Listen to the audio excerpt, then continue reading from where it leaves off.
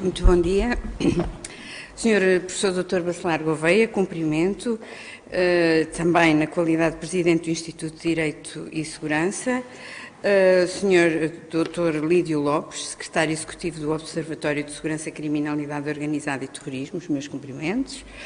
A todos os senhoras e os senhores congressistas, igualmente cumprimento e agradeço esta oportunidade. É, de facto, para mim, uma honra participar na abertura da 7ª edição do Congresso Internacional Segurança e Democracia. E agradeço de forma muito genuína e muito sincera o convite que o Sr. Professor Dr. Jorge Bacelar Gouveia me endereçou e a oportunidade de partilhar com esta ilustre Assembleia a minha percepção sobre o momento que vivemos em matéria de segurança e de democracia, dois valores que, a par da liberdade, são naturalmente basilares, e penso que indiscutivelmente basilares, para a nossa vida em sociedade, para o progresso, para o bem-estar, para a nossa felicidade coletiva. E sobre o Congresso, sendo esta a 7ª edição, como acaba de ser referido, com a temática já naturalmente em fase de maturidade, torna-se cada vez mais desafiante a sua realização, que continuo, pois, são os meus votos sinceros.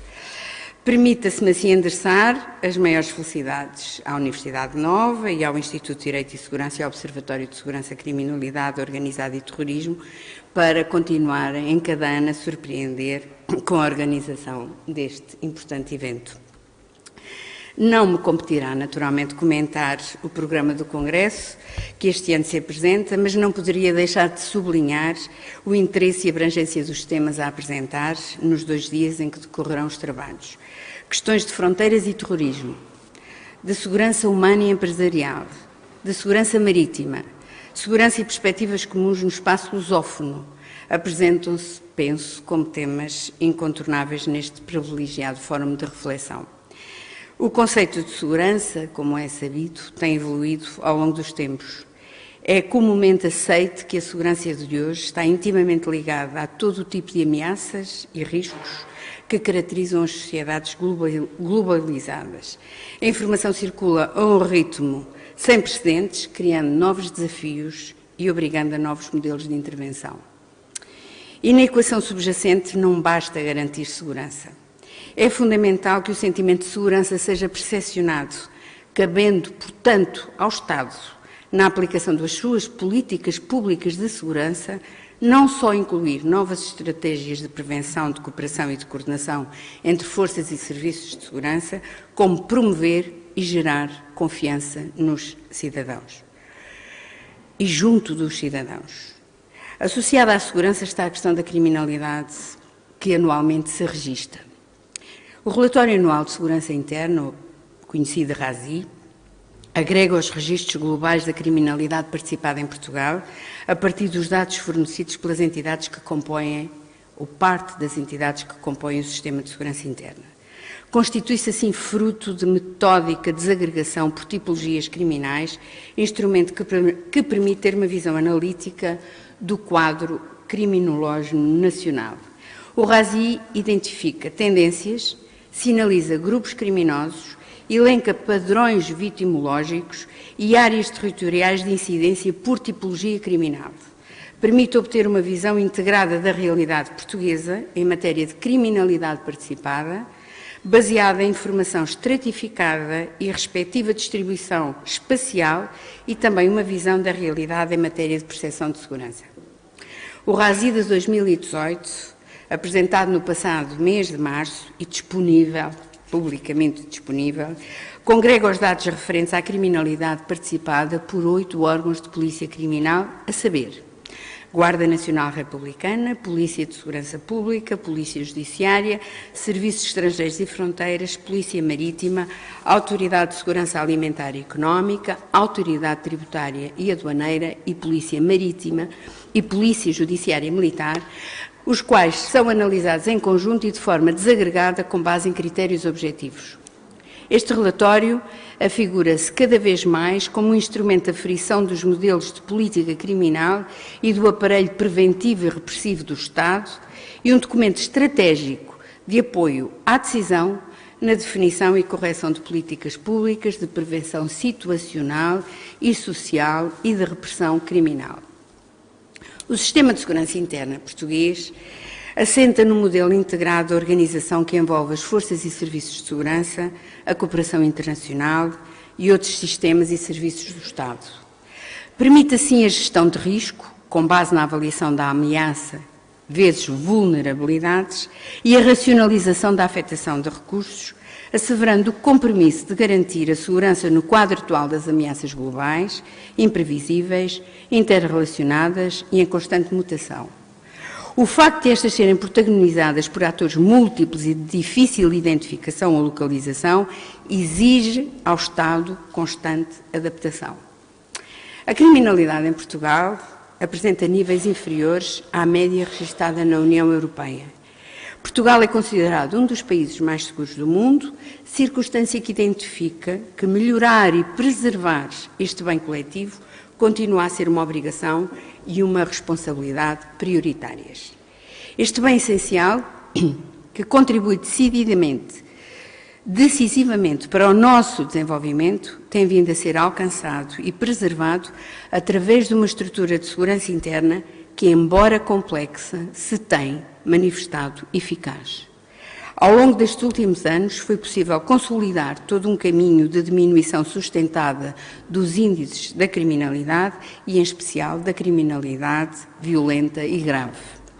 Efetivamente, a complexidade do nosso sistema de segurança interna exige atenção e trabalho redobrados, mas igualmente permite concluir que a coexistência de entidades e subsistemas, aparentemente redundantes, leva a que, através de exercício permanente, suportado em instrumentos transversais, que a todos sirvam de acordo com o princípio da necessidade e no respeito integral das respectivas competências, nos permita, na atual conjuntura europeia e internacionalmente intrincadas, sermos efetivamente um país seguro, sem necessidade de, para o justificar, fazermos apelo a retóricas ou argumentação puramente estatística ou de composição semântica. A par da segurança em Portugal, a reflexão sobre a democracia, outro bem que constitui foco do Congresso, parecem naturalmente indissociáveis.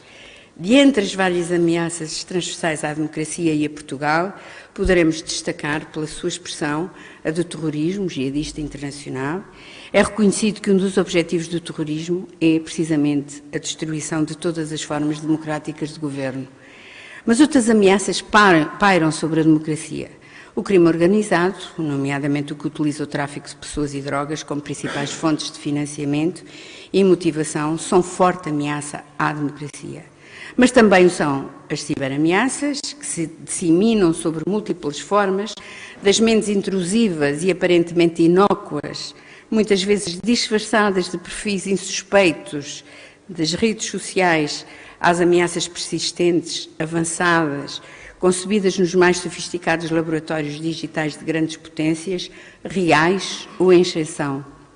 Ameaças reais à democracia são também as clássicas operações de espionagem promovidas por médias e grandes potências que provocam danos muito significativos, difíceis de detectar em vários setores do Estado e da sociedade, com reflexos não imediatamente perceptíveis na estabilidade e na segurança dos países-alvo, muitas vezes os nossos parceiros da União Europeia, o que nos leva a questionar, e por que não em Portugal?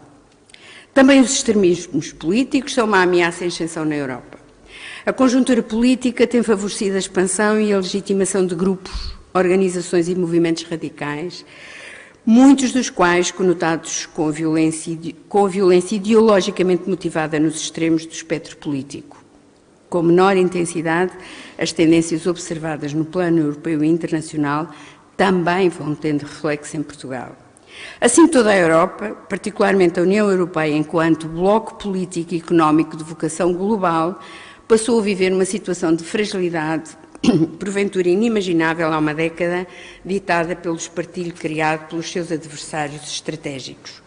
Como consequência desta mutação, acelerada, sobreveio a circunstância de as pressões que resultam das rivalidades geopolíticas se juntarem pressões de outras naturezas internas e externas. Estas pressões deram origem a um novo ambiente geopolítico e geoestratégico na Europa e conduziram ao estabelecimento de novas políticas de segurança, mas também novas políticas de defesa, de contexto europeu, elaboradas para responder às ameaças que se perfilam nesta nova conjuntura. Em consequência, e como referido, agudizaram-se fenómenos como o terrorismo, novas formas de radicalização, a problemática dos viajantes estrangeiros com elevado número de cidadãos europeus integrados em grupos terroristas, cujo regresso representa uma ameaça potencial para a segurança interna europeia, havendo ainda que atentar nas circunstâncias inerentes ao regresso de familiares, designadamente de mulheres e de crianças. De igual forma, se agudiza a criminalidade transnacional, grave e organizada, desde a criminalidade itinerante ao tráfico de seres humanos, ao comércio de armas de fogo, ao tráfico de droga, à criminalidade económica e financeira e ambiental, bem como todo o tipo de fenómenos conexos, como o branqueamento de capitais e o financiamento do terrorismo. Os grupos de criminalidade organizada envolvidos na introdução clandestina de migrantes, numa Europa que parece ter identificado tardiamente a situação de crise efetiva em que mergulhava, exploram a vulnerabilidade das pessoas que, por causas diversas, como as guerras, a pobreza ou a procura de oportunidades, procuram proteção ou melhores oportunidades económicas. Também a cibercriminalidade se revela uma ameaça crescente para os direitos fundamentais dos cidadãos e da economia, bem como para o correto desenvolvimento de um mercado único digital. Todos estes fenómenos têm exercido uma pressão sobre o território europeu no seu conjunto, mas também sobre regiões e países europeus em especial. Estes fluxos, de forma direta ou indireta, têm influenciado, sobretudo na Europa Central, mudanças políticas cujas consequências, em toda a sua extensão, poderemos ter ocasião de descortinar ou, pelo menos, de começar a perceber a curto prazo. A verdade é que, qualquer que seja a causa, a consequência é sempre uma enorme pressão sobre a Europa.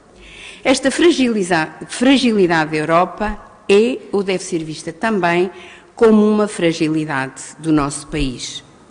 Os desafios que se apresentam à Europa são os desafios de Portugal. As ameaças à Europa apresentam-se como ameaças a Portugal. Por isso, interessa-nos, enquanto país, olhar com abertura para as políticas europeias de segurança interna e de defesa.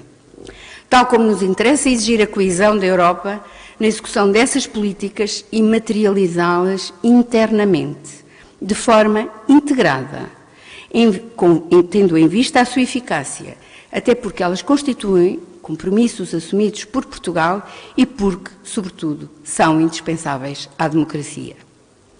Por isso, reporta-se fundamental o contínuo reforço dos instrumentos, das infraestruturas, das condições em que as autoridades nacionais podem e devem trabalhar em conjunto para conseguirem que os direitos, liberdades e garantias dos cidadãos sejam consequentemente protegidos.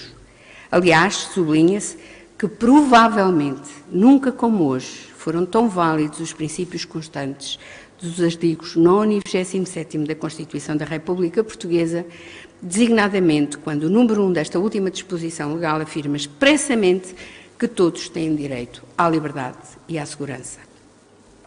Sumariamente fica, pois, a matriz da minha visão presente sobre segurança e democracia e fica como um modesto contributo e repto, igualmente, se me permitem, no início deste 7º Congresso.